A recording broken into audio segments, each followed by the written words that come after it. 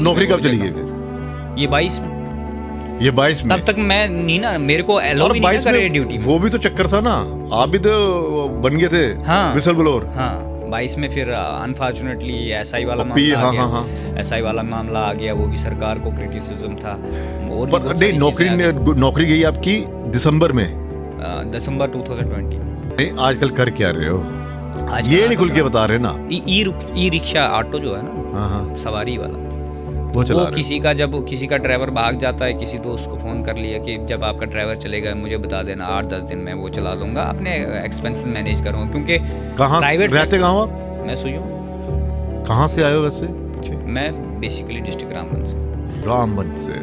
तो mummy papa वहीं पे रहते हैं? हाँ वहीं, मम्मी है नहीं तो पापा। अच्छा ठीक है। ये बहुत सारे, मतलब इस वक्त भी मानसिक प्रताड़ना। इस वक्त भी अगर किसी हम मिनिस्टर से मिलते हैं या किसी कैबिनेट के मिनिस्टर से मिलते हैं तो वहाँ पे जाते हैं तो एकदम अपॉइंटमेंट लेके मिल गए, वो कहते हैं चलो जी जाओ कमिश्नर को मिलो, तो कमिश्नर बाहर बैठा देता है। कितने घंटे में? बड़े कोई 2 घंटे, 2.5 घंटे, 1 घंटा ऐसे बैठा देते हैं। दिमाग में क्या चलता है? हर एक व्यक्ति का क्या होता है कि उसका एक टेम्परामेंट होता है कि आप हाइपर हो जाओगे, तो वो आपके पेशेंस, वहाँ पे पेशेंस कितने काम हो गया। तो अंदर गए तो आजकल के ऐसे ऑफिसर तो है नहीं, एक बार भी आपने थोड़ी सी ऊंची आवाज़ में बात कर दी, दूसरे दिन 353 में आपको FIR करवा देते। वो क्या होती है? वो होती है सेक्शन कि आपने जी पब्लिक सर्वेंट को अपना काम करने से ऑब्स्ट्रक्शन की। हाँ, उसमें इंटरवीन किया, ऑब्स्ट्रक्शन की, मेरे पे लगाई थी 353 एक तहसीलदार ने। क्या हुआ था? ये 2019 की बात है, वो तो अभी तक केस पेंडिंग है, मैं उस पर बात नहीं कर सकता क्योंकि हाँ चलो ठीक है। हाँ वो नमस्कार, मैं हूं ललित खजूरिया। आज पॉडकास्ट में हमारे साथ मोहम्मद खलीक हैं। मोहम्मद खलीक से जानेंगे कि एक युवा के तौर पर क्या सपने हैं, पढ़े लिखे हैं, क्या करना चाहते हैं। क्योंकि खलीक को मैंने इसलिए चुना है कि पॉडकास्ट में अक्सर लोग बड़े बड़े नाम जो होते हैं उनके बारे में जानना चाहते हैं, जो बड़ी बड़ी शख्सियतें होती हैं उनके बारे में जानना चाहते हैं, जो अमूमन दिखते हैं उनके बारे में जानना चाहते हैं। लेकिन इन साहब को मैंने इसलिए चुना है पॉडकास्ट में, अपना पहला पॉडकास्ट है, ताकि पता तो चले कि युवा चाहता क्या है और इतने पढ़ लिख कर क्या कुछ हासिल हुआ, और भी कुछ जानेंगे। क्योंकि जानते तो होंगे नहीं ना, थोड़ा बहुत बिसल ब्लोअर भी है। स्वागत है जी। धन्यवाद आपका, क्या आपने ये अपॉर्चुनिटी हमें दी, उन लोगों को छोड़ के जिनके पास रोज़ लोग माइक लेके जाते हैं और पब्लिक डोमेन में वो चीज़ें उनसे सुनते हैं जो लोग नहीं सुनना चाहते, जो यहाँ की यूथ सुनना चाहती है या यहाँ के लोग सुनना चाहते हैं, जिन चीज़ों से वो जूझ रहे हैं, जो मुश्किलात उनके सामने हैं, उन पे कोई बात नहीं करता। तो जब किसी राजनीतिक गलियारे में ये चीज़ें बोली जाती है पब्लिक डोमेन में, हम ये करेंगे, ये करेंगे, ये करेंगे, लेकिन जब वो टाइम आता है तो वो सारी चीज़ें भूल जाती है। नहीं, आपको तो इसलिए चुना ना कि यूथ समझे तो सही, और जो वादे करते हैं, दावे करते हैं, जिनके हाथ में पावर होती है, वो भी समझें कि ये जो यूथ है इसे आप एसेट बनाइए, लायबिलिटी क्रिएट मत करिए। लायबिलिटी बन चुकी है। किसकी? सरकार की। आप मतलब लायबिलिटी बन गया अब? बिल्कुल लायबिलिटी। अच्छा, सिर्फ सरकार की लायबिलिटी नहीं है। हाँ, जिस फैमिली में जो यूथ पढ़ी लिखी है वो उस फैमिली के लिए लायबिलिटी है। अच्छा, क्योंकि जितना पैसा उस फैमिली ने कमाया था वो उन्होंने अपने बच्चों पे लगा दिया पढ़ाने के लिए। अच्छा, कितना उन्होंने सोचा कि आप बच्चा पढ़ाएं, बच्चे कुछ कमाएंगे तो हमें खिलाएंगे, बच्चों को खिला रहे हैं, अभी भी बच्चों को खिला रहे हैं। कितनी तालीम हासिल की है, कहाँ तक तालीम हासिल की है? मैंने तो कुछ नहीं तालीम, क्या नहीं, फिर भी मैंने मास्टर्स की है। मास्टर्स के बाद PhD होती है, फाइनेंशियल कंडीशन की वजह से नहीं कर पाए, तो मैंने मास्टर्स की है जम्मू यूनिवर्सिटी से। बीपीएड भी जम्मू यूनिवर्सिटी से की है। तो उसके बाद मेरी नौकरी लगी थी 2019 में। अच्छा, हाँ। फिर तो खुश हो लगे घर वाले तो।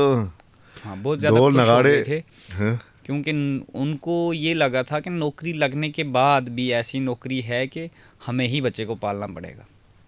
ये कौन सी नौकरी हो गई? ये एक स्कीम थी, रहबरे खेल स्कीम, जो यहाँ पे कोलिजन गवर्नमेंट थी, हाँ। पीडीपी और बीजेपी की, इस पे बहुत ज़्यादा जोर दिया। ये रहबरी स्कीम पे ही जम्मू कश्मीर में बहुत ज़्यादा जोर दिया गया। रहबरी तालीम, रहबरी खेल, रहबरी जंगलात, रहबरी सेहत, रहबरी ज़राअत। ये रहबरे का मतलब क्या है? रहबरी का मतलब है आप लोगों की रहबरी करो। अच्छा। रहबरी का मतलब इन्होंने ये बना लिया था कि असल में अगर इसको हम एनालिसिस करेंगे, इस पर रिसर्च करेंगे, इसका मतलब ये था कि जो पॉलिसी क्रिएट गवर्नमेंट करती थी उसमें ये एक लूप होल था। एक तो जैसे रेस्ट ऑफ इंडिया में अपॉइंटमेंट्स होती हैं, जैसे पीछे चीफ सेक्रेटरी साहब एक स्टेटमेंट देते थे, बैकडोर एंट्री और फ्रंट डोर एंट्री। लेकिन मैं वो चीज़ नहीं बोलूँगा, मैं ये कहूँगा कि ये वो नौकरियाँ थी जिससे आज तक जम्मू कश्मीर में जो अनएम्प्लॉयमेंट रेट इंक्रीज़ हुआ है वो इसके कारण हुआ है। किसके कारण? ये रहबरी स्कीमों के कारण। ये तो स्कीमें बड़ी पुरानी है मेरे ख्याल में, ये पुरानी सरकार जो थी उसके चल रही है। चलो वो तो थी, लेकिन वो एक टाइम के लिए लाई थी कि उस वक्त ये चीज़ थी कि इतने सारे स्कूल इनके पास नहीं अवेलेबल थे, तो नए स्कूल बने या अपग्रेड हुए, तो उनमें जो इन्होंने नए स्कूल, जैसे सर्व शिक्षा अभियान था, तो रमसा के तहत टीचर लगते नहीं थे। वो तो चलो ठीक है, ये बाद में जानेंगे। ये बताओ, ये मतलब कि नौकरी मिली और ये कैसी नौकरी रहबरे थी? शब्द को पकड़ लिया ना। हाँ, रहबरे शब्द को पकड़ लिया। फिजिकल एजुकेशन में जिसने डिग्री हासिल की थी उसको नौकरी मिलती थी परमानेंट टीचर की, एक टेक्निकल ग्रेड था। अच्छा। लेकिन जब ये रहबरे का कंसेप्ट आ गया एजुकेशन सिस्टम में, एजुकेशन सिस्टम टोटली खोखला हो गया। ठीक। क्योंकि क्वालिटी एजुकेशन तो मरी गई। अच्छा। उसके बाद आप हालात देखिए, आज आप किसी से भी पूछिए, किसी ब्यूरोक्रेट से पूछिए, किसी गवर्नमेंट एम्प्लॉय से पूछिए कि आप अपना बच्चा गवर्नमेंट स्कूल में क्यों नहीं पढ़ाते हैं। पूछिए क्वेश्चन, क्यों नहीं पढ़ाते हैं? क्योंकि भाई गवर्नमेंट स्कूल में पढ़ाई नहीं, क्यों नहीं है?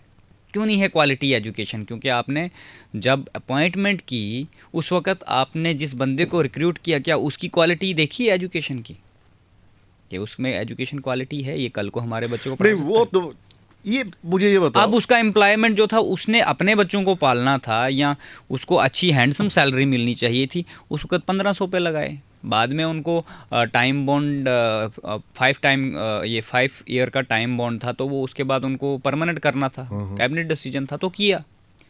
अब ऐसे ही हमारा भी था, लेकिन इन्होंने वही कंसेप्ट पकड़ के रहबरे जंगलात लाया, रहबरे ये खेल लाया। रहबरे खेल में हमें भी इंक्लूड किया ना। वहाँ पे 3000 की सैलरी थी। आपने कहा कि 3000 की सैलरी थी और 7 साल का टाइम पीरियड था। उस 7 साल के टाइम पीरियड में आपको स्टडी करने से रोका जाएगा? आप बताइए मुझे, किसी भी डिपार्टमेंट में कोई भी नौकरी करे, जिसकी नौकरी लगेगी तो वो 18 से बिलो तो नहीं होगा ना, 18 से अबो होगा। उसकी शादी करने की स्टेज कौन सी आती है? 21-22 में नौकरी लगी होगी, उसके बाद वो शादी भी करेगी। 7 साल तक उसको बच्चा नहीं करना है, जो भी लड़की शादी करेगी। अगर उसने शादी कर ली, बच्चा कर लिया, तो उसको मैटरनिटी लीव कहाँ से मिलेगी? अच्छा, ये इसमें नहीं था क्या? बिल्कुल नहीं था। तो मेरे को टर्मिनेशन क्यों हुआ था? अच्छा। मैंने वो केस हाई कोर्ट में कंटेस्ट किया था, तो हाई कोर्ट ने डायरेक्शन दी थी कि टेम्परेरी पॉलिसी में कोई भी प्रोविजन नहीं बनाया हुआ है गवर्नमेंट ने, और गवर्नमेंट ने टाइम उसके बीच में ही पॉलिसी कैंसिल कर दी थी। मतलब मुझे ये बताओ कि ये 7 साल वाला मुझे समझ में नहीं आया। अगर किसी की शादी होगी तो जाहिर सी बात है कि उसका परिवार तो जो है वो आगे बढ़ेगा। ये कौन सी कंडीशन आ गई कि 7 साल जो मैटरनिटी लीव है वो नहीं मिलेगी? ये एक रहबरे वाली स्कीम में कोई भी लीव नहीं मिलेगी। लीवें जितनी टाइप्स की लीव है, एक्स्ट्रा ऑर्डिनरी लीव भी, वो भी नहीं। मैंने जो क्लेम किया था, मैंने एक्स्ट्रा ऑर्डिनरी लीव क्लेम की थी। तो जो service rule Jammu and Kashmir के हैं या रेस्ट ऑफ इंडिया है सर्विस रूल, वो हमारे लिए एप्लीकेबल ही नहीं है, क्योंकि हम टेम्परेरी एम्प्लॉय थे। हम हमारी प्रमोशन भी नहीं, हमारा मतलब पक्के होना जिसको बोलते हैं सरल परिभाषा में, वो आफ्टर 7 ईयर्स होना। उसके बाद हमारा 2 साल का टाइम पीरियड, यानी 9 साल तक आपको कोई भी लीव नहीं मिलेगी। तो 9 साल तक जिसने वो नौकरी की, उसको जो आपका आर्टिकल 21 पर्सनल लिबर्टी है, वो ना शादी करेगा तो बच्चा नहीं कर सकता। अगर बच्चा करेगा तो ऑब्वियस सी बात है खर्चे बढ़ जाएंगे उसकी। नहीं, अगर उसकी बीवी रहबरे खेल में है, मैं ये चीज़ कह रहा हूँ, उसका अच्छा। सिंगल फंडामेंटल राइट, मतलब जो रहबरे खेल में लेडीज़ है हाँ। या लड़की है, अच्छा अच्छा अच्छा, वो बच्चा कैसे करेगी? अच्छा, अगर बच्चा करेगी तो उसको अगर लीव चाहिए, लीव करेगी तो नौकरी छोड़नी। अच्छा, मतलब उनको फिर वो नहीं मिलेगी, छुट्टी नहीं मिलेगी, अपने बच्चे का पालन पोषण नहीं कर पाएंगे, नहीं मिलेगा। लेकिन मेरा क्या था, मेरा तो मास्टर्स में सिलेक्शन हुआ। मैंने कहा चलो मेरी अभी एज 21 है, तो मैं अपना हायर एजुकेशन में कैरियर देखूंगा, तो मैं मास्टर्स कर लूँगा, नेट करूँगा, सेट करूँगा, कल को पीएचडी करूँगा तो हायर एजुकेशन में आ जाऊँगा। लेकिन हायर एजुकेशन की और अजीब कहानी है। नहीं, तुम्हारी लगी थी नौकरी? हाँ, मैं अपॉइंट हुआ था। कब? मैंने ये 2019 में, अच्छा, रहबरे खेल में मैं अपॉइंट हुआ था। उसके बाद मेरी मास्टर्स में सिलेक्शन हुई थी 6 महीने के बाद। तो 6 महीने तक हमारा वो था कि डिस्ट्रिक्ट ऑफिस में ही आप रहो। जैसे हमें वहाँ से रिलीव किया तो हम 10 से 15 दिन हमारी स्कूल में ड्यूटी लगी थी। तो 10 से 15 दिन के बाद हमारा यहाँ से लिस्ट में नाम आ गया जम्मू यूनिवर्सिटी से मास्टर्स के लिए। तो मैंने गवर्नर साहब को, तब गवर्नर सत्यपाल मलिक साहब होते थे, उनको अप्रोच किया तो उन्होंने कहा कि इसकी एडमिशन होनी चाहिए। मैंने अपील की जम्मू यूनिवर्सिटी में, तो मेरी अपील में एडमिशन हुई मेरे से। आज भी वो एफिडेविट अवेलेबल होंगे, 2 से 3 एफिडेविट दिए मैंने रिटन में। मैंने कहा कि हम देखेंगे, हमने तो लेटर लिखा है कॉम्पिटेंट अथॉरिटी को, वो क्या रिप्लाई देते हैं। उन्होंने रिप्लाई नहीं दिया। 6 महीने के बाद मैंने हाई कोर्ट में केस डाल दिया। फिर वो केस भी डिस्पोज ऑफ हुआ। अच्छा, तो उसमें क्या कारण रहे, वो सारी चीज़ें डिस्कस करना ठीक नहीं रहता है, बट वो डिस्पोज ऑफ हुआ। डिस्पोज ऑफ होने के बाद हाई कोर्ट ने ऐसी कोई डायरेक्शन नहीं दी कि इसको आप नौकरी से निकाल दो। लेकिन 2021 में डायरेक्शन हुई। दिसंबर 2022 में मेरा टर्मिनेशन होता है। वो क्यों होता है? क्योंकि मैंने जब आरटीआई फाइल की कि आप मुझे डेटा दे दो, अच्छा, कि ऐसे कितने लोग हैं जिन्होंने स्टडी लीव अप्लाई किया है और उनको अप्रूव नहीं की गवर्नमेंट ने, या अप्रूव की, रहबरे खेल वाले हैं, तो उनको आपने सर्विस में दोबारा एलो किया कि नहीं किया? मुझे क्यों नहीं कर रहे हो? आप नॉन डाइस कर सकते हो, वो 2 साल का टाइम पीरियड निकाल सकते हो। जब परमानेंट नौकरी नहीं है, आपका सर्विस बुक नहीं है, तो आप मेरे को ले सकते हो। जब मैंने ये क्वेश्चन पूछा, और उससे पहले मैंने हाई कोर्ट से इनको कास्ट भी इम्पोज की थी, क्योंकि ये 2 साल से रिप्लाई नहीं दे रहे थे हाई कोर्ट में, तो वो कोर्ट ने इम्पोज की थी कि आप कोर्ट का टाइम वेस्ट कर रहे हो जो आप नहीं फाइल कर रहे हो। इनको लास्ट फाइनल अपॉर्चुनिटी मिली थी 3 बार, उसके बाद कास्ट इम्पोज करके फाइनल अपॉर्चुनिटी मिली थी जवाब देने का। मतलब कि आरटीआई लगाना आपको महंगा पड़ गया? नहीं, वो केस फाइल करना महंगा। वो केस फाइल करना महंगा पड़ गया। उसके बाद मेरा टर्मिनेशन किया, उसमें 450 लोग और थे। नहीं, सवाल भी तो पूछे थे ना आपने आरटीआई? नहीं, सवाल तो मैं उनको मीडिया से भी पूछ रहा था, आरटीआई में भी पूछ रहा था। हाँ, वही तो, जवाब तो आज तक नहीं मिले। मैंने सीआईसी, मैंने इवन उसकी अपील की थी, तो अपील में भी इनके स्पेशल सेक्रेटरी होते हैं। तो फिर सीआईसी में तो नौकरी कब चली गई फिर? ये 22 में। ये 22 में? तब तक मैं नहीं ना, मेरे को एलो भी नहीं कर रहे ड्यूटी में। वो भी तो चक्कर था ना, आप भी तो बन गए थे। हाँ, विसल ब्लोअर। हाँ, 22 में फिर अनफॉर्चुनेटली एसआई वाला मामला आ गया। हाँ, एसआई वाला मामला आ गया, वो भी सरकार को क्रिटिसिज्म था। और पर नहीं, नौकरी गई आपकी दिसंबर में, दिसंबर 2020 में, 22 में, हाँ, 22 में। और मुझे लगता है कि ये जो मामला आया था, जब एलजी साहब ने इसके ऊपर एक्शन लिया था, ये कोई जून जुलाई, हाँ, ना जून जुलाई की बात है। अमरनाथ में हम यात्रा में गए थे, तब ये आया था। ये तभी आया था। अच्छा, मतलब फिर अगस्त, सितंबर, अक्टूबर, नवंबर, दिसंबर में पूरा, जब वो पूरा बनाया उन्होंने, तो हमारी नौकरी खाएगा, हम तुम्हारी नौकरी खाएंगे। ठीक है। तो उसमें ये नहीं है कि मेरी ही यूनिवर्सिटी से बच्चे उन्होंने 2-2 सेमेस्टर किए। अच्छा। वो नौकरी कर रहे हैं, इस वक्त सैलरी ले रहे हैं। अब देखिए, एक चीज़ बताता हूँ मैं आपको, कानून में एक शब्द कहा जाता है फ्रॉड एंड फ्रॉडरी। अच्छा। वो क्या होती है कि अगर मैं आपके साथ इस वक्त ब्रॉडकास्ट में बैठा हूँ, सिमिलर टाइम में मैं दिल्ली में किसी और ब्रॉडकास्ट में नहीं बैठा। ये कैसे हो सकते हो आप? ये पॉसिबिलिटी नहीं है। अब एक व्यक्ति सिमिलर टाइम में वो नौकरी कर रहा है, उसकी अटेंडेंस लग रही है, और उसी टाइम में वो नागपुर यूनिवर्सिटी या कानपुर यूनिवर्सिटी से डिग्री ले रहा है। अच्छा। और डिग्री ले रहा है, वो फ्रॉड कर रहा है डिपार्टमेंट के साथ, वो नौकरी कर रहा है। जो बंदा ये कह रहा है कि मेरी जम्मू यूनिवर्सिटी में सिलेक्शन हुई है, उसको टर्मिनेट कर दिया। जो कह रहा है कि मैंने जी 2 साल यहाँ स्पेंड किए, मैं ड्यूटी में नहीं था, जो सच बोलना महंगा जो सच बोल रहा है उसको निकाल दिया। और जो झूठ बोल के जिनके पास डिग्रियां भी हैं, और एक कहावत भी है ना कि सच की कीमत चुकानी पड़ती है। कि सच बोलोगे तो कहीं ना कहीं आपको कुछ ना कुछ परेशानी झेलनी पड़ती है। तो आपने नौकरी गंवा दी अपनी। हाँ, बोल सकते हो आप। अभी तो उनको बेचारों को, वैसे उनको भी लारे में ही रखा है, अभी तक वो नहीं हुए। अभी वही है 4000 6000, उनका भी अभी कंफर्म नहीं हुआ है। वो तो 26 में शायद टाइम पीरियड कंप्लीट हो जाएगा उनका। मे भी करे, अब नई सरकार आई है। नई सरकार क्या करेगी? वो खुद, जिस तरह से आप अपने हक के लिए लड़ रही है, वो खुद अपने हक के लिए लड़ रही है। नहीं, देखिए, अब मुझे तो बड़ी उम्मीदें हैं जो हमें कैबिनेट, क्या किसी से मुलाकात हुई क्या? जो कैबिनेट मंत्री हमें मिले हैं, बड़े अच्छे हैं। हाँ यार, एक चीज़ है, मुलाकातें फटाफट कर लेते हो आप। मतलब जिससे मिलना हो, समय वक्त मिल जाता है आपको कि हाँ जी इस फला ऑफिसर से मिलना है, उस मंत्री से मिलना है। चलो अब मंत्री आए हैं, पहले नेताओं से मिल जाता था क्या टाइम? देखिए, रोक नहीं सकते पब्लिक को किसी भी कंटेस्ट में, कहीं पे नहीं है कि आप रोक सकते हो। हाँ, मेरे को बहुत सारे कमिश्नरों ने रोका, बाहर बिठा के रखना। अगर सुबह गए सेक्रेटरीट में तो बाहर बिठा के रखना, शाम तक बोला नहीं हम मीटिंग में बैठे हैं, फिर शाम को बोला नहीं जी अभी ऑफिशियल टाइम खत्म हो गया, हम नहीं मिलेंगे। ये बहुत सारे, मतलब इस वक्त भी मानसिक प्रताड़ना। इस वक्त भी अगर किसी हम मिनिस्टर से मिलते हैं या किसी कैबिनेट के मिनिस्टर से मिलते हैं, तो वहाँ पे जाते हैं तो एकदम अपॉइंटमेंट लेके मिल गए, वो कहते हैं चलो जी जाओ कमिश्नर को मिलो, तो कमिश्नर बाहर बैठा देता है। कितने घंटे बैठते हैं? बड़े 2 घंटे, 2.5 घंटे, 1 घंटा ऐसे बैठा देते हैं। कभी ऐसा है कि सुबह 10 बजे गए और शाम को 4-5 बजे वापस आना पड़ा? नहीं, ऐसा नहीं। मेरे डिपार्टमेंट का जो कमिश्नर है, मैं किसी का नाम नहीं लेना चाहता हूँ, मेरे साथ वो कभी मिले ही नहीं थे। ये जब नई सरकार बनी तो तब वो भी बड़े हाई अप्रोचेड लीडर से फ़ोन करवा के मैं उससे मिला था। अच्छा, यहाँ पे भी उसका रेफरेंस दिया था, फिर जाके मैं अंदर गया था। नहीं तो साधारण व्यक्ति को बिना रेफरेंस के अंदर जाना शायद मुश्किल जब आपको इतनी देर बाहर बिठाते हैं, मतलब 3-4 घंटे बिठा देते हैं, उससे एक क्या होता है कि दिमाग में क्या चलता है? हर एक व्यक्ति का क्या होता है कि उसका एक टेम्परामेंट होता है कि आप हाइपर हो जाओगे। तो वो आपके पेशेंस, वहाँ पे पेशेंस कितने काम रहोगे आप। तो अंदर गए तो आजकल के ऐसे ऑफिसर तो है नहीं, एक बार भी आपने थोड़ी सी ऊंची आवाज़ में बात कर दी, दूसरे दिन 353 में आपको FIR करवा देते हैं। वो क्या होती है?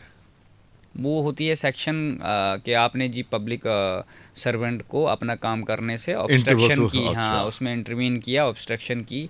अच्छा, पिछले साल की बात है या 2 साल पुरानी बात है मेरे ख्याल में? नहीं, मेरे पे लगी। आपको उठा तो लिया था किसी वहाँ से? नहीं, वो तो चलो वो SI वाले मामले में था, लेकिन मेरे पे लगाई थी 353 एक तहसीलदार ने। क्या हुआ था? ये 2019 की बात है। वो तो अभी तक केस पेंडिंग है, मैं उस पर बात नहीं कर सकता क्योंकि हाँ, चलो ठीक है। हाँ, वो चलो ठीक है, वो कोर्ट में सब्जुडिशियल मैटर। मतलब अब ऑफिसर्स के पास ये पावर है? नहीं, बहुत सारे मामले ऐसे आते हैं। आपने देखा नहीं था मैकडॉनल्ड वाले पे जब पर्चा लगा था? किस पे? मैकडॉनल्ड वाले होटल गुजर नगर में। क्या हुआ था? 353 लगी थी उस पर। अच्छा। तो और भी बड़े मामले हैं ऐसे। हमें तो वैसे, मैं आज आपके साथ इस ब्रॉडकास्ट में आया हूँ, मैं वो चीज़ें आपको बताने वाला हूँ कि जिस चीज़ के लिए हमने लड़ा है। जब आप इस तरह से गुजरते हो, इस दौर से गुजरते हो, ठीक है, तो जहन में क्या चलता है? घर वाले क्या कहते हैं? नहीं, देखिए, घर वालों का क्या ही कहेंगे बेचारे। अब एक चीज़ होती है कि अगर आप किसी चीज़ को बड़े करीब से देखते हो, जैसे मैं जानता हूँ कि मैं ललित खजूरिया को जानता हूँ, बात करूँगा तो पहचानेगा, कहीं मिलेगा तो हाथ मिलाएगा, पूछेगा खाली क्या हाल है। तो ऐसी बातें होती हैं कि किसी व्यक्ति को किसी चीज़ के बारे में नॉलेज ही नहीं है, जानता ही नहीं, जानकारी ही नहीं है, तो उसको उस चीज़ से फ़र्क नहीं पड़ता है। अच्छा। अब मैंने जितनी भी चीज़ें होती हैं उसके पीछे कारण एक ही है, वो है करप्शन। अच्छा। वो है पैसा, महालक्ष्मी जिससे कहते हैं। यहाँ का अनएम्प्लॉयमेंट, जो लोग अनएम्प्लॉयमेंट पे बात कर रहे थे इलेक्शन से पहले, अभी देखना इलेक्शन के बाद बात, जब उनको कोई चेयर मिलेगी वो बात करना बंद कर देंगे। वो लोग क्यों? आपके कोई कुलीग, आपके भी कुलीग है ना? हाँ, सारे हैं। आपके प्रोफेशन की बात कर रहा हूँ। हाँ, तो आपके कोई कुलीग ऐसे होंगे जो पहले कोई मुद्दे को बहुत ज़्यादा तूल देंगे, बहुत ज़्यादा तूल देंगे, तो जब कहीं से इशारा आ गया तो चुप हो जाएंगे। नहीं, खैर अभी तक तो हमें ऐसे कोई नॉलेज नहीं है। नहीं, मैं भी नॉलेज की बात नहीं कर रहा हूँ, लेकिन आप नहीं हैं, पूरा हिंदुस्तान है, पूरे हिंदुस्तान में जर्नलिस्ट हैं। अच्छा, तो ऐसी ही बात है कि मैं एक एग्जांपल दे रहा हूँ, ऐसे ही हर एक जगह लॉबी है। अच्छा, हर एक फील्ड में लॉबी है, और उस लॉबी को हमने बहुत करीब से देखा है।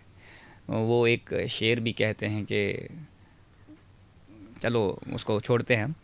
तो मैं ये बात कह रहा था कि अगर इससे पहले यहाँ पे एजुकेशन, क्वालिटी एजुकेशन की बात आई, क्वालिटी एजुकेशन की बात आई, एम्प्लॉयमेंट की बात आई, या उन चीज़ों की बात आई कि जम्मू कश्मीर स्टेट में इस वक्त चल क्या रहा है, कि युवा को नौकरी क्यों नहीं मिल रही है, इस पे कभी किसी ने स्ट्रेस दिया क्यों नहीं मिल रही है? आप पूरा हायर एजुकेशन, कल परसों की आप दिसंबर 9 का आर्डर देखिए एनसीटी का क्या है। एनसीटी एक कॉन्स्टिट्यूशनल बॉडी है हिंदुस्तान में, जितने भी स्कूल, कॉलेज, यूनिवर्सिटीज़ चलती हैं तो उनके लिए मॉनिटर करने के लिए बॉडीज़ बनाई। तो जिस डिपार्टमेंट से मैं डिग्री कर चुका हूँ, जम्मू यूनिवर्सिटी से, पिछले 21 में भी हर साल वो डेटा लेती है कि वो रिकॉग्नाइज्ड रखती है उन कॉलेज को, यूनिवर्सिटीज़ को। तो कितने कॉलेजों का डेटा आया जम्मू कश्मीर का जिनको रिकॉग्निशन नहीं मिली, और उसमें हमारे जम्मू यूनिवर्सिटी का एक डिपार्टमेंट है जिसका नाम फिज़िकल एजुकेशन डिपार्टमेंट है, जहाँ से मैंने डिग्री की है, जिनको रिकॉग्निशन नहीं मिली है, रिफ्यूज़ कर दिया है एनसीटी ने। क्यों किया ये है? जम्मू यूनिवर्सिटी? हाँ, मैं जम्मू यूनिवर्सिटी की बात कर रहा हूँ। अभी क्या मिला था इनको? कौन सा ग्रेड का, कौन सा सर्टिफिकेट मिला था? नैक एग्रीगेटेड है, A+ ग्रेड है। हाँ, तो वो क्या फिर था? लेकिन डिपार्टमेंट, वो देखो, वो इसकी बॉडीज़ है, अलग अलग बॉडीज़। अब एक बॉडी मॉनिटर ये करती है कि क्वालिटी एजुकेशन कैसे होगी। क्वालिटी एजुकेशन तब होगी जब आपके पास स्टाफ होगा, वही क्वालिटी एजुकेशन प्रोवाइड करेगी ना बच्चों को। और जब मैंने जम्मू यूनिवर्सिटी में पढ़ा है, ये क्या करते हैं कि जम्मू यूनिवर्सिटी में सिर्फ कोच अपॉइंट थे, एक भी टीचिंग फैकल्टी जो थ्योरी पढ़ाने के लिए, सब्जेक्ट पढ़ाने के लिए, एक भी परमानेंट फैकल्टी नहीं थी। अच्छा, जिसके लिए हमने जम्मू यूनिवर्सिटी में भी एक्टिविज़म किया। हमने 1.5 महीना यूनिवर्सिटी बंद रखी थी जब अवतार सिंह जसरोटिया वाला हुआ था, ट्रांसफ़र हुआ था और डायरेक्टर बदल गए थे। और तब भी हमारा यही था इशू कि आप यहाँ पे परमानेंट फैकल्टी क्यों नहीं है, सिर्फ कोच ही पढ़ा रहे हैं। अब क्वालिटी एजुकेशन की आप मानते हैं, उन्होंने भी वो डिग्रियां की हैं, वो भी एलिजिबल हैं, वो भी पढ़ा सकते हैं, लेकिन उनकी अपॉइंटमेंट तो एज ए कोच एक व्यक्ति एक ही काम कर सकता है ना एक समय में।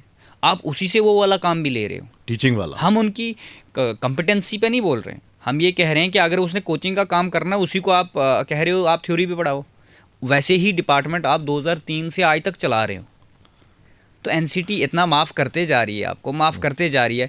आज वो आपको सिर्फ इतना कह रही है कि आप हमें ट्रांसपेरेंसी बताओ भैया, डिजिटल है, आप अपना वेबसाइट बनाओ और वेबसाइट पे जितनी टीचिंग फैकल्टी है उनको अपलोड करो। तो अब क्या हुआ, वो डिपार्टमेंट बंद? देखिए सर, ऑब्वियस सी बात है, उसमें क्या है, कानूनी तौर पे ये होता है कि आपकी जब उन्होंने फाइनल अपॉर्चुनिटी दी, 2 शोकाज नोटिस दिए जम्मू यूनिवर्सिटी को कि आप हमें अपने स्टाफ फैकल्टी का वो मेल बना, क्या बोलते हैं, आप मेल करिए डेटा कि आपने उनकी क्वालिफ़िकेशन क्या है, उसमें पूरा फॉर्मेट बना होता, वो फॉर्मेट में इनको सबमिट करना होता, वो नहीं हुआ।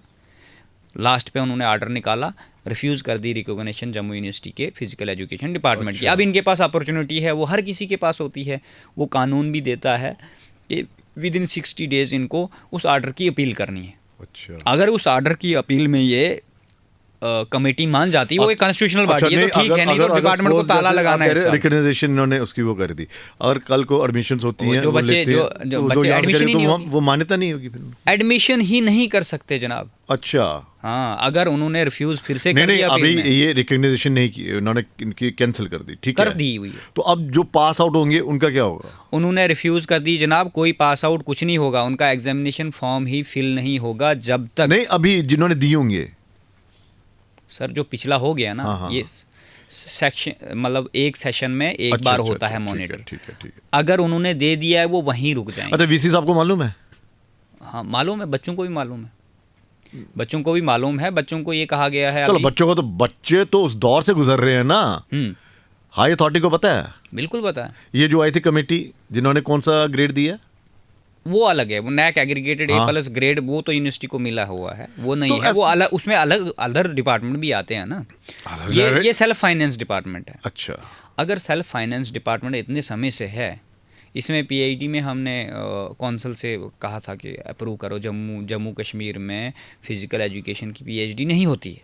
अच्छा। हमें आउट ऑफ स्टेट जाना पड़ता है, और आउट ऑफ स्टेट में बहुत सारी ऐसी यूनिवर्सिटीज़ है जिनको एफिलिएशन नहीं है और लोग वहाँ से करते हैं, और बहुत हाईली एक्सपेंसिव यूनिवर्सिटी हैं, सिर्फ पैसा लेती हैं, और एक गरीब आदमी नहीं कर अगर सकता। यहाँ पे ऐसा कुछ हो रहा तो फिर तो कई कॉलेजेस में तो ऐसा भी होता होगा। नहीं, त्रिकुटा कॉलेज को इन्होंने मान्यता दी थी, आप भी करवाओ जी कोर्स, उसको भी नहीं मिला है रिकॉग्नाइजेशन। नहीं, बीएड कॉलेज जितने जम्मू मेरे कहने कश्मीर का में, मतलब एक कॉलेज नहीं। जैसे कोच वहाँ पर उनको लेक्चर्स वगैरह दे रहे हैं, उनको पढ़ा रहे हैं, हाँ। जो कोच लगे, वैसे तो ये भी होता होगा कि भाई साहब आप जिस सब्जेक्ट को जानते नहीं उसी की अपॉइंटमेंट भी कर दी गई होगी, चलिए आप इसी से गुजारा कर लो। तो क्यों नहीं हो रहा है? जो मेरा सब्जेक्ट है, जिसमें मैं पिछले साल एज ए गेस्ट फैकल्टी इन्होंने बुलाया था MM कॉलेज में मुझे, हाँ। उसे पिछले साल मेरे को कॉमर्स में बुलाया था। हाँ। जबकि नेशनल एजुकेशन पॉलिसी आई 2020 में, जो नरेंद्र मोदी जी ने लाई और उनकी सरकार ने लाई, उनको फेल करने वाले लोग कौन हैं? क्या उस फेल पॉलिसी को फेल करने वाले लोग कौन हैं? आपके साथ क्या हुआ? उसमें जो नेशनल एजुकेशन पॉलिसी 2020 की आई, उसमें कुछ नए सब्जेक्ट इंट्रोड्यूस हुए। वो नए सब्जेक्ट क्या थे? नए सब्जेक्ट जैसे अभी हम डिजिटल में ब्रॉडकास्ट आपने किया है, लोग इसको देखेंगे, तो उसमें कम्युनिकेशन आ जाता है, डिजिटल टेक्नोलॉजी आ जाती है, कम्युनिकेशन आ जाता है, वो एक सब्जेक्ट बन गया। फिर कंप्यूटर एप्लीकेशन हो गया, ये भी कंपलसरी बन गया। अंडरस्टैंडिंग इंडिया है, ये भी है, ये भी पढ़ना है। ये 2-2 क्रेडिट के हैं। 2-2 क्रेडिट का मतलब ये होता है कि अगर सेमेस्टर 6 महीने का है, तो 6 महीने जो सब्जेक्ट पढ़ा जाता है उसको बोलते हैं 2 क्रेडिट। उसमें टोटल आई थिंक 40 लेक्चर होते हैं, अगर मैं गलत ना हूँ। तो 2 क्रेडिट और 4 क्रेडिट के कोर्स होते हैं, माइनर और मेजर सब्जेक्ट बोलते हैं उनको, उनकी टर्मिनोलॉजी में। तो उसमें हेल्थ एंड वेलनेस इंपॉर्टेंट हो गया कि हर बच्चे को ज्ञान होना चाहिए कि उसने अपनी जितनी भी डिजीज़ हैं, ये जब कोविड आया था तो उसके बाद WHO ने भी देखा, रिकमेंडेशन दी, तो फिर health and wellness compulsory subject कर दिया, हर एक कॉलेज बच्चे को पढ़ना है। इवन ये 9th तक कर दिया था, तो वहाँ पे भी इन्होंने हमारा वो हक मार के वहाँ पे लगा दिए BSc नर्सिंग वाले। अच्छा। जबकि उसमें एलिजिबिलिटी बनती है, वो सब्जेक्ट पढ़ता है फिजिकल एजुकेशन वाला, यहाँ पढ़ता है MBBS। अच्छा। MBBS वाला प्रेस्टिजियस जॉब छोड़ के, जिसको इंटर्नशिप 60,000 इंटर्नशिप मास्टर्स में मिलती है या PG कोर्स में मिलती है, वो वाली नौकरी छोड़ के 15,000 वाली तनख्वाह वाली नौकरी तो कॉलेज में करने आएगा नहीं। अच्छा।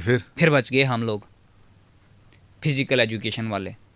तो फिजिकल एजुकेशन वालों के लिए ये कश्मीर डिवीज़न में पोर्टल ही नहीं ओपन करते हैं। जम्मू में मैंने करवाया तो उल्टा जब मेरा नंबर आया तो उसके पीछे जितनी भी पोस्टें थी वो सारी रिटर्न करके कहने लगे हम बायोकेमिस्ट्री से पढ़वाएंगे। जो पहले की PTI लगे जिन्होंने गेम्स एंड स्पोर्ट्स का मतलब वो करवाने हैं, इवेंट करवाने हैं, हम उनसे पढ़वाएंगे, लेकिन आपको नहीं लगाएंगे भैया। तो जबकि ये post, this is the arrogance of the college principal. College principal कहते हैं कि दिस इज आवर प्रोरोगेटिव, ये हमारा प्रोरोगेटिव है। हाँ, लेकिन ये नहीं सोच रहे हैं कि इस मुल्क की असेंबली ने एक बिल पास किया, वो बिल एक कानून है और उस कानून से ऊपर कोई नहीं है।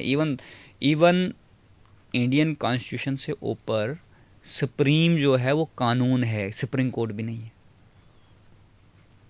एक कॉलेज का प्रिंसिपल उस कानून से ऊपर है, वो उसका प्रोरोगेटिव है, वो उसमें व्यक्ति को, एलिजिबल व्यक्ति को अपॉइंट करेगा या नहीं करेगा, ये कॉलेज का प्रिंसिपल डिसाइड करेगा। तो क्या हुआ फिर, फाइनल क्या हुआ?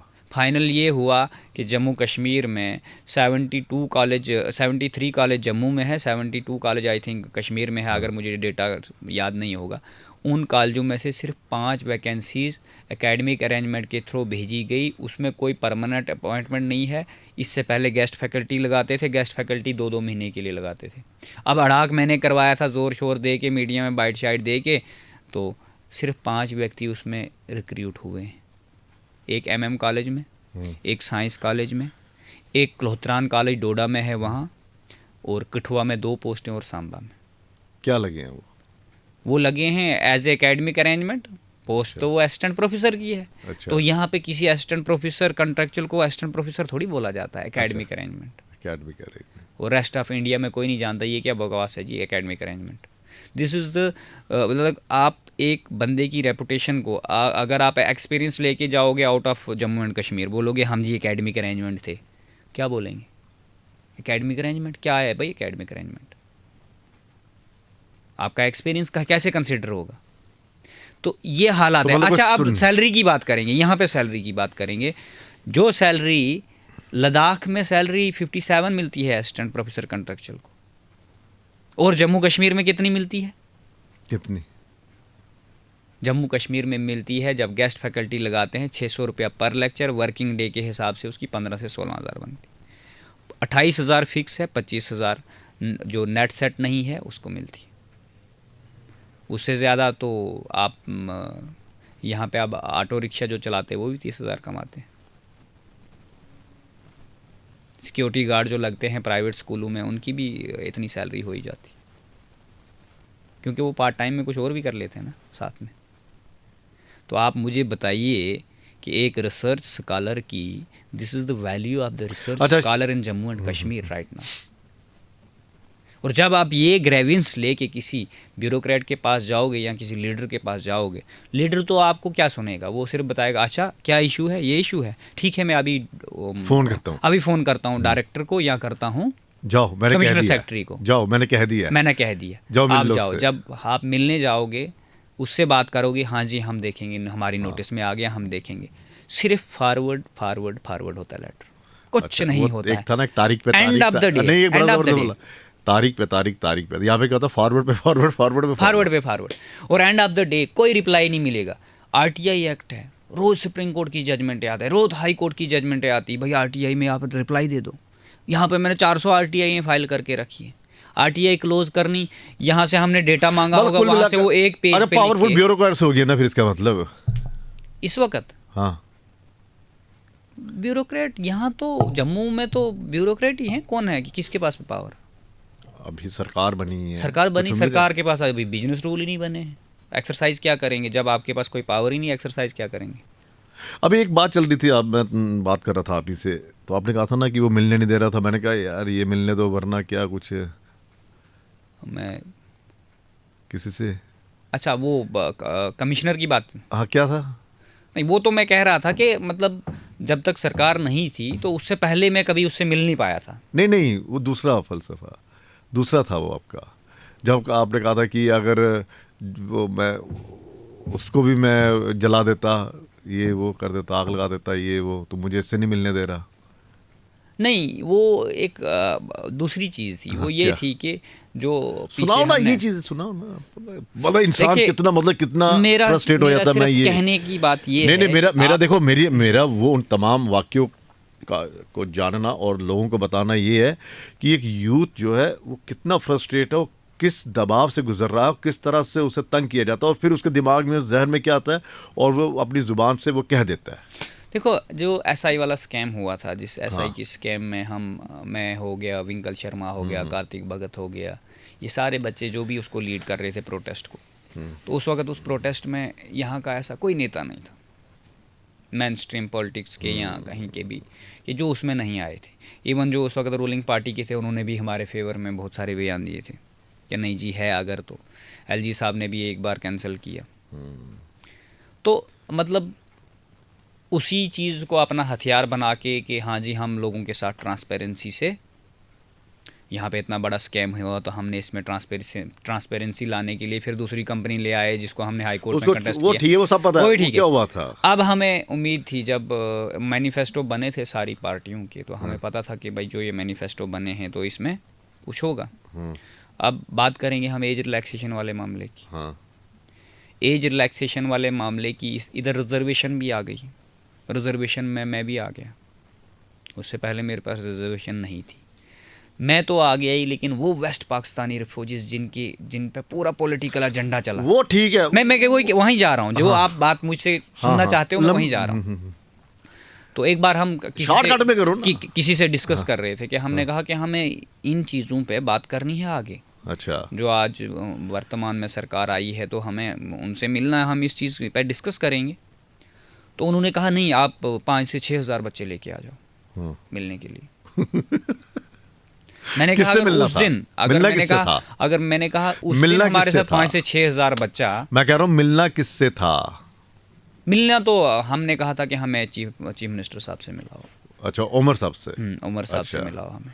तो उन्होंने कहा कि नहीं, इतने बच्चे। फिर बात, अच्छा, मतलब कि 4-5 हज़ार बच्चे लाओ। मैंने कहा अगर 5 हज़ार बच्चा मैं उस वक्त इकट्ठा कर पाता, हमारे साथ आ जाते, तो क्या पता अब गवर्नर साहब का राजभवन बंद हो जाए। हो भी सकता था, क्योंकि जो कच्ची छावनी में उस वक्त माहौल बना था, तो फिर हमने तो पीसफुली, क्योंकि हम लॉ अबाइडिंग पर्सन हैं।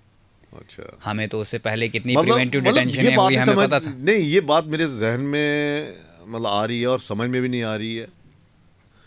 जहन में तो आ गई है, लेकिन अब वो जहन कह रहे हैं कि वो क्या पता उनका 4-5 हज़ार, वो ताकत दिखानी थी, वो ताकत दिखानी थी उनको। देखिए सर कि ये 4-5 हज़ार लोग हैं, आपसे कितनी मोहब्बत करते हैं, आपके लिए ये आए हैं और इस मैटर को सुलझा दीजिए। क्या वो था? नहीं लग रहा था ऐसा। अब उसमें देखो, इंसान का, if I am not incorrect hypothetically, कि हाइपोथेसिस लगाता है, एक आइडिया लगाता है कि ये भी हो सकता है, ये भी हो सकता है, वो प्रोबेबिलिटी बन जाती है। हाँ। लेकिन मैं वो उस चीज़ में नहीं जाऊंगा। क्या पता मैं मिला हूँ उमर साहब को इससे पहले भी बहुत जो चीफ मिनिस्टर साहब है, मैं पहले भी मिला हूँ, इलेक्शन पहले भी। वो ऐसी बात नहीं करते, यूथ के लिए बात करते हैं। तो अभी हमारी मुलाकात हुई नहीं है, हम मिलेंगे इंशाल्लाह।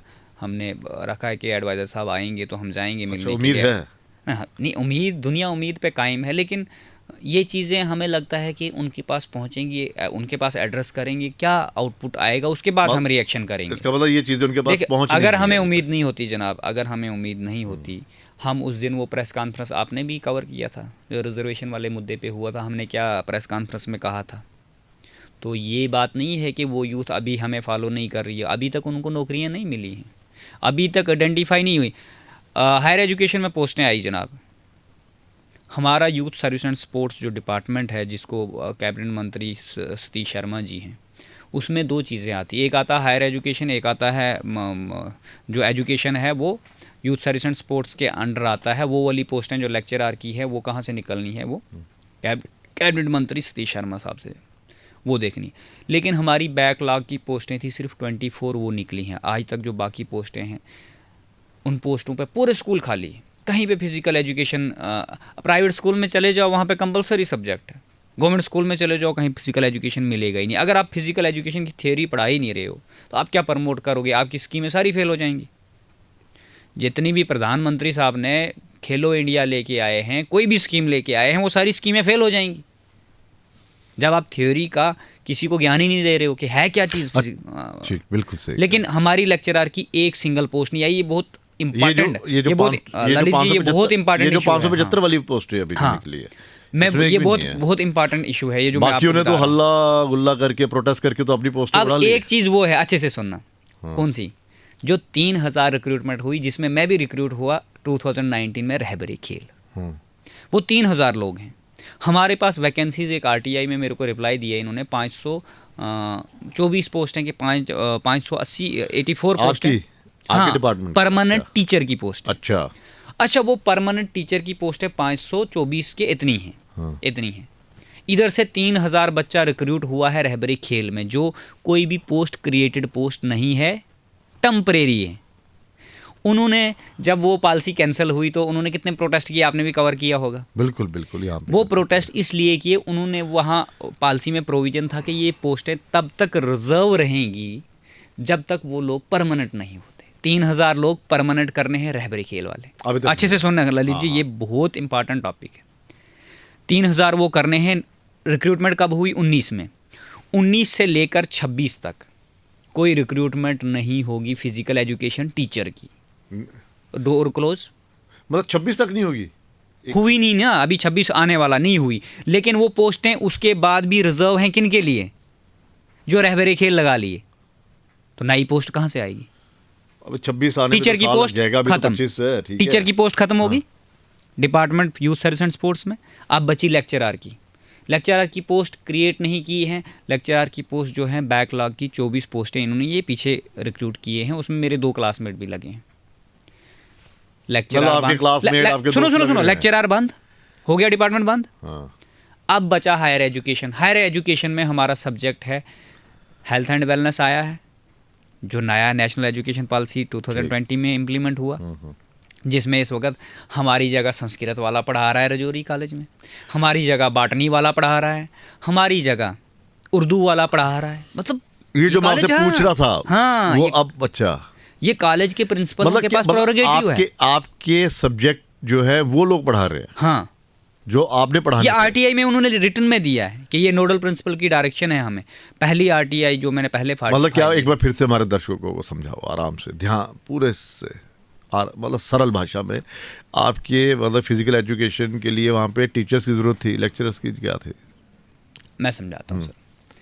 एजुकेशन सिस्टम जो है, एजुकेशन सिस्टम में एक तो आता है गेस्टेड पोस्ट जो लेक्चरर की, एक आती है फिजिकल एजुकेशन टीचर की पोस्ट जिससे हम पीटीआई कहते हैं। स्कूल में लगता है, हायर सेकेंडरी में लगता है, या मिडिल स्कूल में लगता है।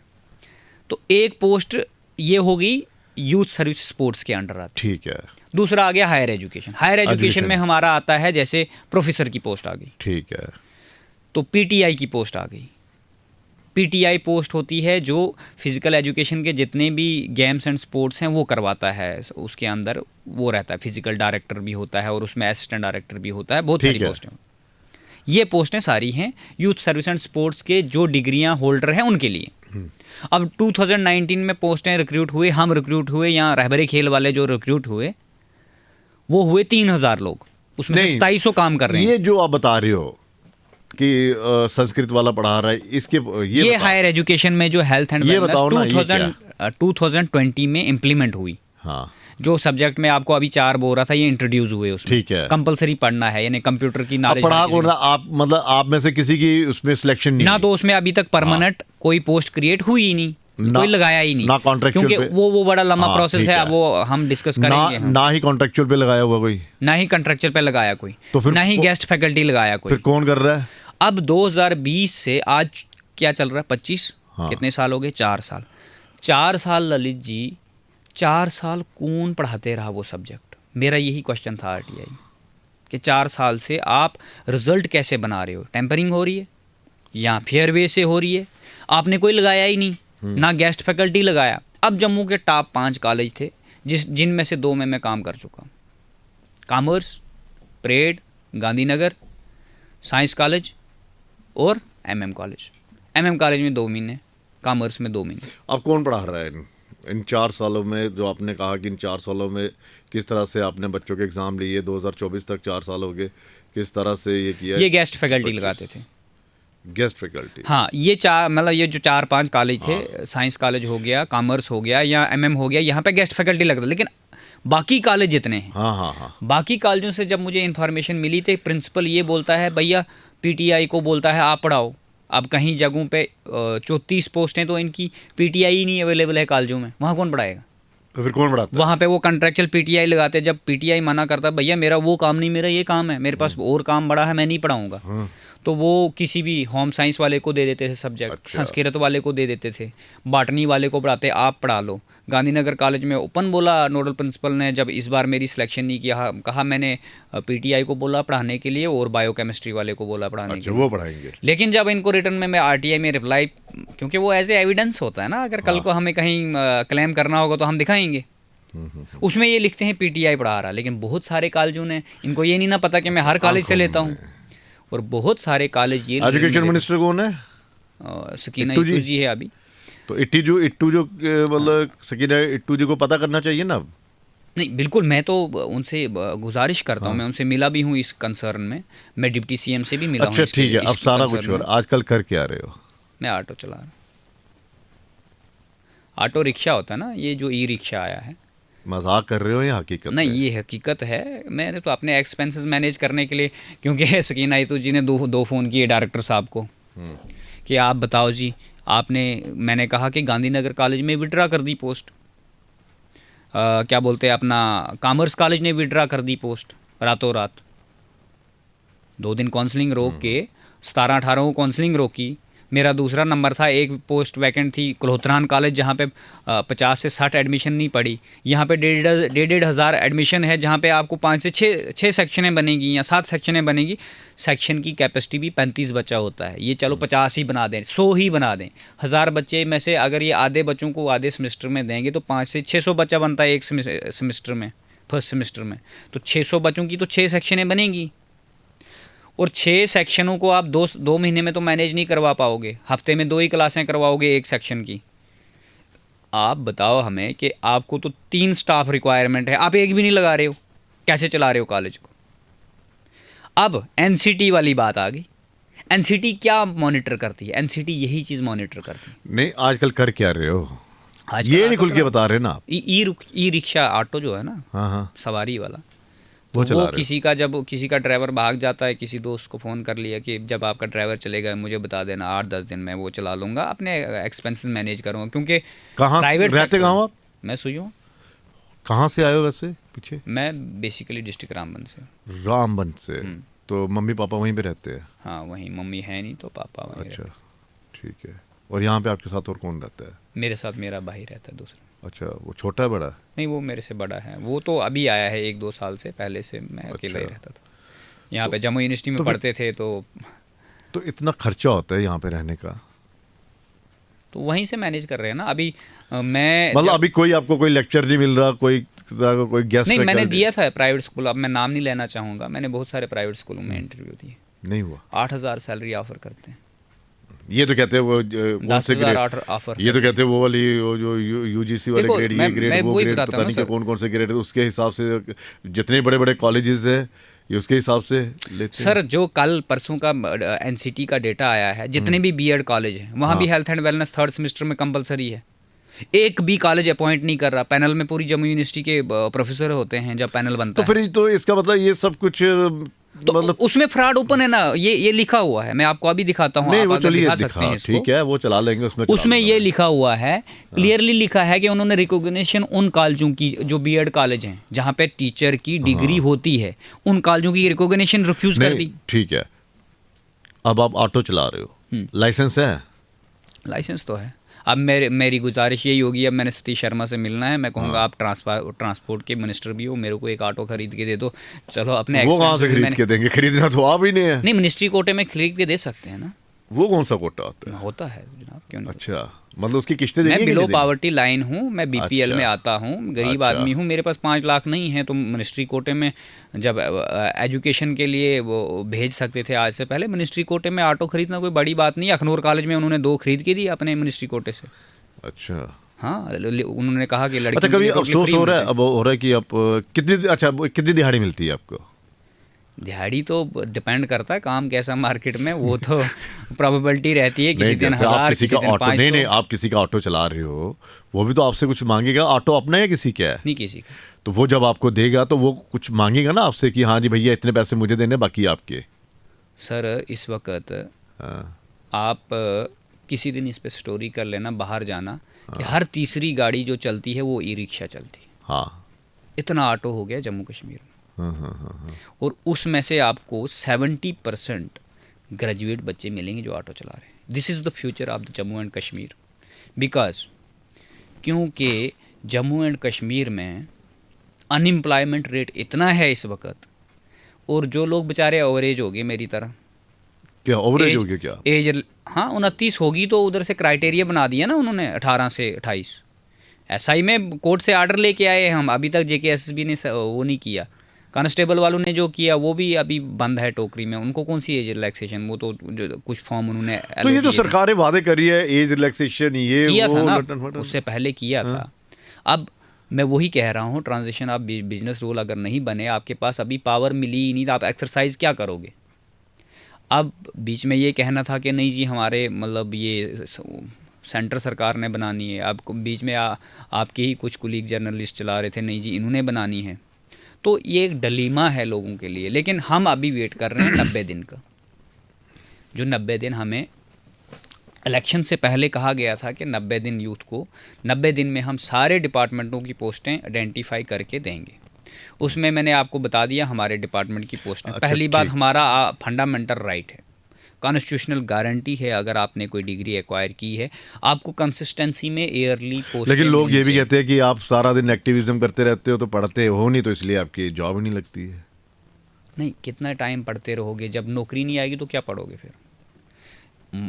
आपको डीमोरलाइज खुद ही हो जाओगे ना, कैसे कैसे पढ़ोगे आप डिप्रेशन के शिकार हो जाओगे जब आप पढ़ पढ़ के कहीं नौकरी। आप बोलोगे कि नहीं जी 2 लाख या 10 लाख का डेटा है, 10 पोस्टें निकालोगे, तो बोलोगे आपकी सिलेक्शन नहीं हुई जी। मोस्ट ब्रिलियंट सारे मोस्ट ब्रिलियंट तो नहीं होंगे ना।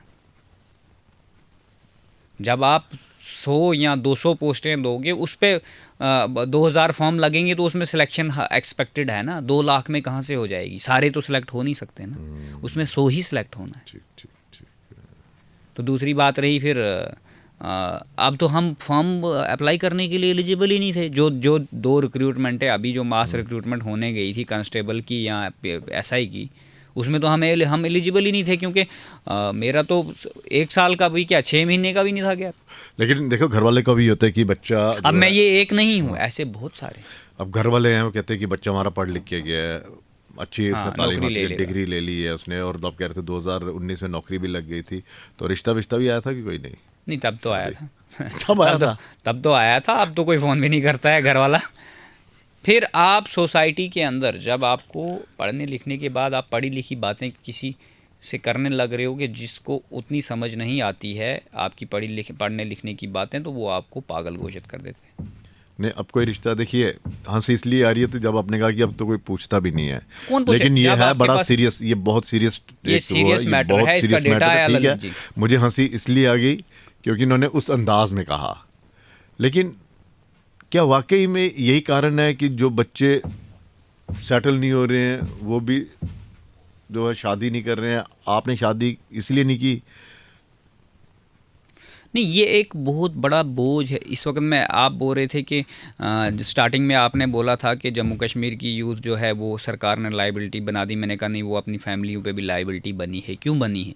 क्योंकि हर एक व्यक्ति इस वक्त, मैंने पहले भी बहुत सारे इंटरव्यू में ये चीज़ बोली थी, जब मैंने जुनेद हाशमी साहब के साथ इंटरव्यू किया था, उनको भी मैंने कहा था कि जम्मू कश्मीर की यूथ डिप्रेशन में है। इसलिए है क्योंकि उनकी इनिशियल स्टेज है 22 से 25 या 30, इसमें उनको नौकरी मिली तो शादी भी होगी।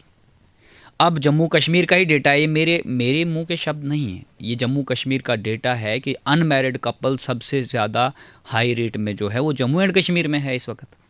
क्यों है? क्योंकि फैमिली जो ढूंढ रही पढ़ा लिखा लड़का, नौकरी वाला। उनको डिग्रियों से मतलब नहीं ना है, नौकरी से मतलब है। तो नौकरी गवर्नमेंट दे नहीं रही है, और जैसे आपने वो बताया, कह रही है एम्प्लॉयमेंट आपका वही है पकोड़े वाला, यहाँ तो अभी ई रिक्शा वाला आ गया है। हाँ पहले तो पकोड़े वाला था, पकोड़े तलना एक बहुत बड़ा रोजगार तो है ये। अब तो अब ई-रिक्शा। आप अंदाज़ा लगाइए, ये मेरे साथ ही नहीं है, ऐसी बहुत सारी यूथ है जम्मू कश्मीर में। नहीं, वो तो बहुत आपने बताया कि percentage जैसे ही है। आपकी नौकरी लगी आपकी शादी का एक वो आ गया। हाँ, उस वक्त गवर्नमेंट नौकरी आ गई जी। उनको नहीं पता था कि इसके कॉन्सिक्वेंसेस क्या हैं फर्दर। तो फिर वो आपने तो हाँ मुझे नहीं की? पता था ना। हाँ कर दी थी, या घर वाले तो प्रेशर डाल रहे होंगे ना? नहीं, तब तो मैं सोच रहा था नहीं मैं मास्टर्स कर लूँगा, मैं हायर एजुकेशन में आऊँगा। अब हायर एजुकेशन भी देख ली, हायर एजुकेशन भी देख ली ना, क्योंकि जिस कॉलेज में मैंने फर्स्ट टाइम गया था, क्या बोलते कॉमर्स कॉलेज, वहाँ एक डिपार्टमेंट में एक ही प्रोफेसर था, वही एचओडी था, और वहाँ पे बाकी सारा कॉन्ट्रैक्टर स्टाफ अपॉइंट होता था साल के साल। तो मैं कहता हूँ कि एनसीटी जैसे ये फिजिकल एजुकेशन को रिफ्यूज़ किया, एनसीटी इधर क्यों नहीं मॉनिटर कर रही तो बाकी कॉलेजों को? अब किसी तरह का कोई रिश्ता, कोई शादी करने का है इरादा, या जब तक ये कसम खा शादी लिया? तो तब करेंगे ना जब हमारे पास ललित जी कोई बैठने के लिए, जिसको लाना है उसके लिए घर भी होना चाहिए। तो वो तो दूसरी कहानी है, वो जो आपसे मैंने डिस्कस नहीं की कि वो घर 19 से पहले ही डैमेज हो गया, जो आज ट्रेन चल रही है नारदान रेलवे ने तब ही कर दिया था। अच्छा। और उसका कंपनसेशन आज तक नहीं मिला है, और उसका मैटर आज तक सब जुडिश है, वो 5-10 साल से केस चल रहा है। मतलब आप इस दौर से भी गुजर रहे हैं? हाँ, जो आपको मैंने कहा था कि मेरे ऊपर 353 लगी थी, हाँ हाँ हाँ, वो जो सब जुडिश मैटर की बात कर रहा था मैं, तो वो 19 का मैटर है, वो मैटर वहीं से क्रिएट हुआ है। अच्छा। कि घर डैमेज एक सिविल सूट, मतलब वो सिविल केस होता है, उसको क्रिमिनलाइज करके मेरे को पेनलाइज कर दिया, मेरे को एक्यूज्ड बना दिया। चलो वो तो फर्दर जजमेंट आएगी उसमें, अलग चीज़ है। हाँ, उसमें भी फाइनल वो तो आपको उम्मीद है, उसमें उम्मीद है कुछ किस चीज़ की कि नौकरी मिलेगी, या फिर ऑटो ही चलाना है, या फिर ऑटो? देखो, रोजगार काम करना तो कोई छोटी बात नहीं है, लेकिन सवाल यह है कि जब आप इतने पढ़े लिखे हैं, इतनी डिग्री है आपके पास, तो फिर तो एक नहीं, उम्मीद मैं होती तो है कह रहा हूँ कि लास्ट डिग्री जाए। पीएचडी होती है, वो मैंने अभी की नहीं है। पीएचडी करनी है कि नहीं करनी है? पीएचडी होल्डर भी मूंगफलियाँ बेच रहे हैं। जम्मू कश्मीर में स्टडी का ये स्तर बना दिया है जो पढ़े लिखे। और दूसरी बात तो ये है, मेरिट ही नहीं ना है कहीं, मेरिट हर जगह कंप्रोमाइज्ड है। ऐसी कौन सी रिक्रूटिंग बॉडी है जहाँ पे मेरिट कंप्रोमाइज नहीं हो रहा है? तो मोस्ट ब्रिलियंट सारे नहीं हो सकते हैं, 8 से 10 बच्चे हो सकते हैं जो सिलेक्शन ले पाएंगे। अब जब आपके पास 50% स्कैम होगा तो उधर तो 10% आएंगे ना जो मोस्ट ब्रिलियंट होंगे। जब मेरिट ही कंप्रोमाइज़ है तो पढ़ा लिखा कहाँ से इन होगा? हो ही नहीं सकता, पॉसिबिलिटी नहीं है। चलिए, उसके लिए तो करप्शन को हटाना है। और यहाँ पे रिजर्वेशन की बात करें, बोलते हैं नहीं जी रिजर्वेशन है, ये है वो है, लेकिन रिजर्वेशन में भी जो एम्पावर्ड लोग हैं, मैंने पहले भी कहा है आपसे, अब मैंने पहले भी कहा था कि हम सोसाइटी के लिए बात करते हैं। जो लोग एम्पावर्ड हैं वही एम्पावर होंगे, जो लोग गरीब हैं उनको रिजर्वेशन से भी कोई बेनिफिट नहीं होगा। अगर होना होता तो एलजी साहब अगर, या बीजेपी गवर्नमेंट अगर ये बोल रही थी कि हम वेस्ट पाकिस्तानी रिफ्यूजीज़ को रिलीफ देना चाहते हैं, उसमें ओबीसी समाज को भी इन्होंने एक बिल अमेंड किया था जिसमें उनको ओबीसी में डाल दिया। मैं भी ओबीसी में हूँ, लेकिन उन ओबीसीज़ को ललित जी एज रिलैक्सेशन दे देते ना, उनके लिए कर देते रिलैक्स एक रूल कि भैया इनको हमने नई रिजर्वेशन दी है वेस्ट पाकिस्तानी रिफ्यूजीज़ को, तो हम इनका रूल रिलैक्स करके इनको 33 का डालते। हर एक कैटेगरी में है। आप जब अप्लाई करते हो किसी भी इंस्टीट्यूशन में, अच्छा जम्मू यूनिवर्सिटी की बात करते हैं, कश्मीर यूनिवर्सिटी की बात करते हैं, इम्प्लीमेंट क्यों नहीं करते? क्रांतिकारी इम्प्लीमेंट क्यों नहीं करवाते? यहाँ कैटेगरी इम्प्लीमेंट ही नहीं होती। कोई भी रिक्रूटमेंट होती है, ओबीसी कहाँ इम्प्लीमेंट होता है? होता ही नहीं है। राजनीति में जाने का है कोई इरादा?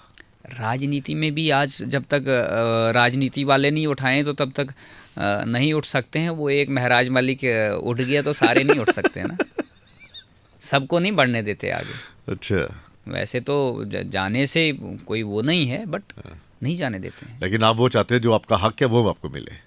हम तो कह रहे हैं हमें नहीं, हर व्यक्ति को वही ना, मतलब आपका जो हक है आपको मिले। मैं इंडिविजुअल आपकी बात नहीं कर रहा, जो पढ़े हैं, जो पढ़े लिखे हैं, जिनके पास डिग्री है और जो उन पोस्टों के लिए एलिजिबल है। बस कुल मिलाकर यही है कि धक्काशाही हो रही है। और उसको कोई भी बंदा एड्रेस अगर करेगा भी तो अब ये जो खींचातानी है ना, सरकार के अंदर ही जो खींचातानी बन गई है। आपने इधर रखा है, इधर बोलोगे कि हमारे पास पावर ही नहीं, हम तो कोई बिल ही नहीं पास कर पाएंगे विदाउट गवर्नर के कंसेंट से। अभी तक जितने मुद्दे थे सारे मुद्दे दब गए हैं। एम्प्लॉयमेंट का मुद्दा टोटली दब चुका है इस वक्त, कोई कहीं बात नहीं हो रही है। एम्प्लॉयमेंट जी बाद में देंगे। तो चलिए ठीक, हम 90 डेज का वेट कर रहे हैं। चलिए 90 अभी तक थोड़े दिन बचे हैं, तो अभी तक आइडेंटिफिकेशन नहीं हुई। पहले फिल्में जब होती थी ना, अब तो ये कहते हैं बॉक्स ऑफिस कलेक्शन की बात होती है कि ये फिल्म हिट हो गई है। जो अब 90 डेज की बात कर रहे हैं ना, पहले फिल्मों में ये होता था कि अगर किसी ने 90 डेज नहीं, मैंने मतलब कर लिए पूरे, तो वो सुपर डुपर हिट हो जाती है। जितने मैनिफेस्टो पब्लिश हुए थे ना इलेक्शन से पहले, मेरे पास सारे मैनिफेस्टो हैं, बहुत अच्छे से पढ़े हैं मैंने। क्वालिटी एजुकेशन, स्मार्ट बोर्ड लगेंगे। स्मार्ट टीचर ही नहीं होगा तो स्मार्ट बोर्ड क्या करेगा? हर कॉलेज में स्मार्ट बोर्ड लगा है, अब तक यूटिलाइजेशन नहीं हो रहा है, सिर्फ फोटो खिंचवाते हैं प्रिंसिपल उसके साथ। अच्छा, फोटो खिंचवाते हैं। हाँ है। आप भी कॉलेज का दौरा कीजिए कि शायद आपको कॉलेज प्रेमिसेस में एंट्री नहीं होगी। नहीं हो जाती है एंट्री। जब कहीं जैसे डिप्टी सीएम साहब वो करते थे दौरा, तो उस समय होती होगी, लेकिन ऐसे नहीं हो देते हैं। और डिप्टी सीएम आप दौरा करिए, हर कॉलेज के अंदर आपको स्मार्ट बोर्ड लगा दिखेगा, लेकिन पढ़ा कोई नहीं रहा है स्मार्ट बोर्ड पे। मतलब वही ना, बिल बनवा लिए, वो कर उनकी लिए, वायर जो होती है ना डीजीएम केबल, हाँ। जैसे आपने यहाँ पे लगाया ब्रॉडकास्ट अपना, उसके साथ ये केबलें, ये केबलें सारी गुम हो चुकी हैं, अच्छा, मिलेंगी नहीं कहीं भी। कॉमर्स कॉलेज में जाओ, साइंस कॉलेज में जाओ, हर जगह बोर्ड लगा है स्मार्ट बोर्ड। अच्छा, अब जो अभी एनसी सरकार है, उन्होंने कहा है हम स्कूलों में ये चीज़ इम्प्लीमेंट करेंगे। हाँ। मैं तो कहता हूँ क्लासरूमों में आप सीसीटीवी इंस्टॉल करिए, देखिए ज़रा एमएम कॉलेज में कितनी क्लासें होती है, कॉमर्स में कितनी, एक दो कॉलेजों को मॉनिटर करिए, आपके पास सारी टेलीडेनेसिटी आ जाएगी। फिर हमारे रूरल एरिया को छोड़े, वहाँ तो कॉलेज ही दो दो कमरों में है। चलो ठीक जिस तहसील से मैं आता हूँ, उस तहसील में साइंस स्ट्रीम आई थी 2019 में, और आज तक वहाँ आईआईटी के 2 कमरों में पूरा कॉलेज चल रहा है। अच्छा, आज तक बिल्डिंग अप्रूव नहीं हुई पीडीडी डिपार्टमेंट से, ये और भी ना एक साइंस तो- स्ट्रीम बैठी मेरी, क्योंकि मैं वहाँ पे भी। अच्छा, कोई फॉर्म भरा है किस चीज़ का? जॉब का? एसआई के निकले थे, कांस्टेबल के निकले, एज इज़ द बार। तो अच्छा। फॉर्म अब एंटी के बोरे से निकलेंगे, तो अभी तक निकले नहीं, जब निकलेंगे भर लेंगे। चलिए ठीक अभी है। तो वैसे अभी भर के भी तो आप को क्या बताएं, अब अभी बता तो चुके हैं हम। अभी तो ऑटो रिक्शा चला रहे हैं, तो सुबह से शाम चलाते हैं, पढ़ने का टाइम भी तो मिलना चाहिए ना। कितना चलाते हो? सुबह निकलते हैं 6 बजे, और तो शाम को 10 बजे देते हैं। कितनी ग्राही कर लेते हो? ज़्यादा से ज़्यादा अगर हद ही कर लूँगा तो 2000। तो 2000 में आपका कितना? 1000 रुपये। 50%? हाँ 50% है। तो मुझे वो बेटर लग रहा है, क्योंकि मैं गया था कल परसों एक प्राइवेट स्कूल में इंटरव्यू देने के लिए, तो वहाँ पे पैनल में 2 लोग बैठे थे, एक चेयरमैन था तो एक स्कूल का प्रिंसिपल था। अच्छा। तो उन्होंने पहला क्वेश्चन ये नहीं पूछा आपकी क्वालिफ़िकेशन क्या है या आप कितना लोगे? हाँ, सबसे पहले उनका क्वेश्चन ये था कि आपकी सैलरी एक्सपेक्टेशन क्या है। अच्छा। तो मैंने कहा मेरी सैलरी एक्सपेक्टेशन, मैंने यहाँ काम किया है, ये नौकरी छोड़ चुका हूँ, तो एक्सपेक्टेशन मैं तो सोच रहा हूँ कि जो आपके स्कूल्स के नाम्स होंगे, अगर मैं उससे ज़्यादा बताऊँगा तो आप देंगे नहीं। तो यहाँ तो आप मुझे बोलेंगे बाद में आपको फ़ोन आएगा, तो आप बता दो कि आपके स्कूल के नाम्स के हिसाब से कितनी है। उन्होंने कहा हम 8000 देते हैं। अच्छा। मैंने कहा ये पढ़े लिखे? हाँ, उन्होंने कहा हम 8000 देते हैं, और इससे पहले मैं कर चुका हूँ, मैं आरएम पब्लिक में 1.5 महीना काम कर चुका हूँ। अच्छा। और मैंने वहाँ भी देखा है क्या है, लेकिन मैंने पूरे प्राइवेट स्कूल, मेरी सिर्फ एक ही विनती है, अगर रेस्ट ऑफ इंडिया में स्टेट एलिजिबिलिटी टेस्ट होता है, HTET, हरियाणा टेट, जम्मू कश्मीर में क्यों नहीं होता है? प्राइवेट स्कूलों में भी जो लगते हैं, जिन्होंने टेट क्वालिफाई किया होगा, टीचर एलिजिबिलिटी टेस्ट क्वालिफाई किया हो, वही लोग लगते हैं। यहाँ पे वो ऐसे नहीं लगते हैं। यहाँ पे बच्चों को आप फीसें पता करो प्राइवेट स्कूलों की, लेकिन जो एम्प्लॉय है उसकी सैलरी पता करो। ये प्राइवेट स्कूल हो गया, वो हमसे छिन गया। फिर रहा APS, और APS तो लिमिटेड ही है। चलो तो उम्मीद करते हैं सेक्टर है, बचा कौन सा सेक्टर है हमारे लिए? चलिए, हम यही उम्मीद करते हैं कि जिस हिसाब से यहाँ पर यूथ जो है वो पढ़ा लिखा है, उस हिसाब से उसको जॉब्स मिले, और अगर प्राइवेट सेक्टर में भी वो जा रहा है तो कम से कम उससे इतना वेतन तो दे ताकि वो खुद को वो एक सम्मान दे पाए कि हाँ, मैंने जो क्वालिफिकेशन हासिल की है, जितना मैं पढ़ा हूँ उस हिसाब से जितना मैं काम कर रहा हूँ मुझे मिल रहा है। ये कि हाँ जी, इतने पढ़े लिखे, अगर गवर्नमेंट ने इतने फीस रखी हुई है सैलरी, तो आप उसका एक मतलब उतना भी नहीं दे रहे हो, सीधा 5000 8000 के ऊपर आप कॉम्प्रोमाइज़ उनके साथ कर रहे हो। तो ये वो बाकी अब क्या कह सकते हैं। नहीं, देखिए, हमें उम्मीद थी जब एब्रोगेशन 370 हुआ था, पावरों को डिसेंट्रलाइज किया गया था, तो उस वक्त यही था नारा कि हम प्राइवेटाइजेशन को बढ़ावा देंगे। यहाँ पे हम फैक्ट्रियाँ लगाएंगे, MNCs कंपनीज आएंगी, बड़े बड़े कॉरपोरेट आएंगे, हम मालिक बनाएंगे, ये हाँ, चल रहा था। हम तो यहाँ के लोगों को प्राइवेट एम्प्लॉयमेंट तो मिलता। मैं प्राइवेट में काम कर चुका हूँ, मैं दिल्ली गुड़गांव में भी काम किया मैंने प्राइवेट सेक्टर में। अगर वो MNCs यहाँ आ जाती तो वहाँ पे हमें सैलरी मिलती। चलिए, वो भी नहीं आया आज तक। चलिए, बहुत बहुत शुक्रिया। बहुत बहुत शुक्रिया सर।